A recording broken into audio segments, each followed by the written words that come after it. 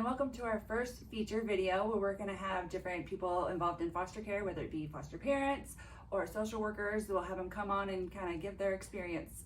For our first feature, we have Dani. She has very kindly going to talk with us today. I met Dani in MOPS, so we'll just get right on it. Will you just tell us your brief experience with foster care? Yeah, so I've been licensed for almost 3 years. We started the process with 2 little girls and had them for almost 2 years. And during that time, we also got a little guy and we had him for 6 months. So overlapped? Yes, yep. And they all 3 have returned home. And then after the 2 years, we took a little bit of a break, took the summer off from 2 years of, That's a long time. yeah. And then we got another little guy who I actually started providing daycare for as they were waiting to get him into daycare. And he was a aftercare. He was already home. Something ended up happening and he got placed with us. Oh, wow. And so he was with us for about 4 months while his dad figured out what he was doing. And after that he returned back home, but he has since been returned back into foster care. And then we've had now our 2 that we currently have. And we've had 6 respite places in those almost 3 years also. Wow. So how many is that total? 12. Wow. 12 in almost 3 years. That's a lot. Yeah. And do you have any of your own? I do. I have a biological 9-year-old daughter. Okay. And how does that work? Conversations with her, or? So before we even started the process, we discussed with her that we were thinking about becoming foster parents and helping kids that, their parents need some help getting things figured out. And they're just going to live with us for a little while and we're going to love on them and care for them. And so she's done really good. She gets attached at times, but Sure. Afterwards we have a conversation about how she's feeling, how she's doing, and then before we get another placement we all discuss if that's still what we want to continue to do. And I'm sure that's really helpful that she's old enough. yes, be she able to kind have of those understands a little conversations. bit. She likes to help out with the babies and Yeah. That's fine. So what has been your biggest challenge in all of these years of providing care? All the kids. If you can narrow it down. Yeah. I feel like typically people will say like the system or the caseworkers or sometimes the children, but for me I feel like the biggest challenge has been the unknown. So I like very much to be like on top of things, know what the next step is, like how things are progressing, and in foster care you don't know that. Yeah. There's very little information that you get to go off of, and being someone who likes to be on top of things.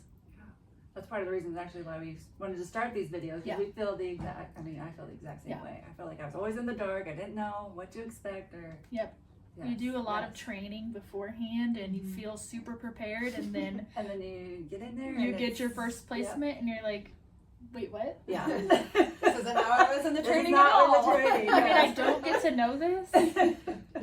Yes, the information that you Yes. don't get to know is hard. Yes. Oh, Mhm. And then the other thing I feel like that is also a challenge is minimal parenting standards. So like don't expect what foster parents are expected from the biological parents. So like their standards are a lot lower and it's a lot easier for them than some foster parents, and it's hard not to expect yourself out of others. Yep, I can see that. Yeah. Does anything stand out to you as a word of encouragement to either someone who's in the thick of it or considering getting into foster care? What I always tell people is it is not always easy, but it is always worth it. Like you get to see these little ones who are struggling, and different aspects could be developmentally or with trauma or in school, and then you're working with them and caring for them, and then you see them overcome whatever struggle they're having, and it definitely makes it worth it. Yeah. And I think also a lot of times Our little ones are with us today. You hear anyone They're that's doing them. great.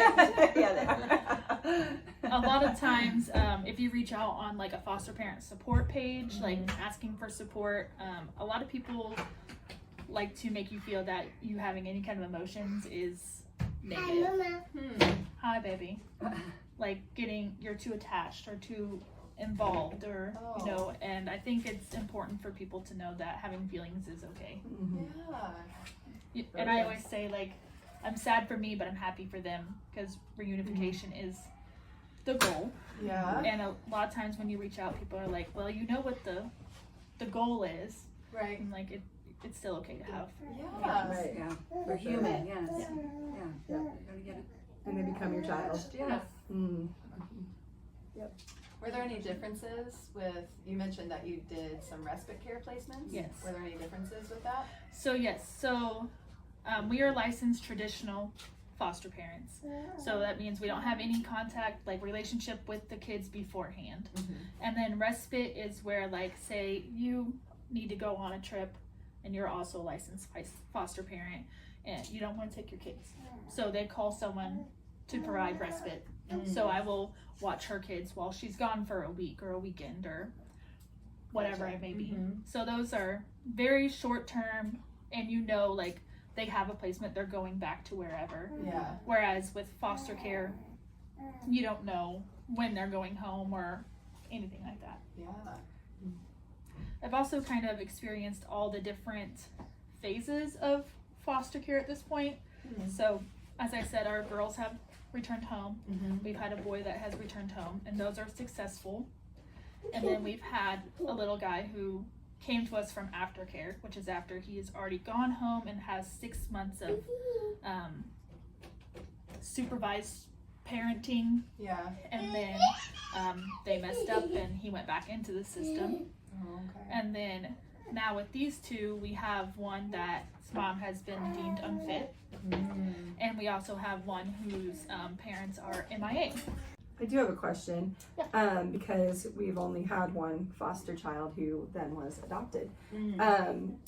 Have any of your foster children have sibling visits?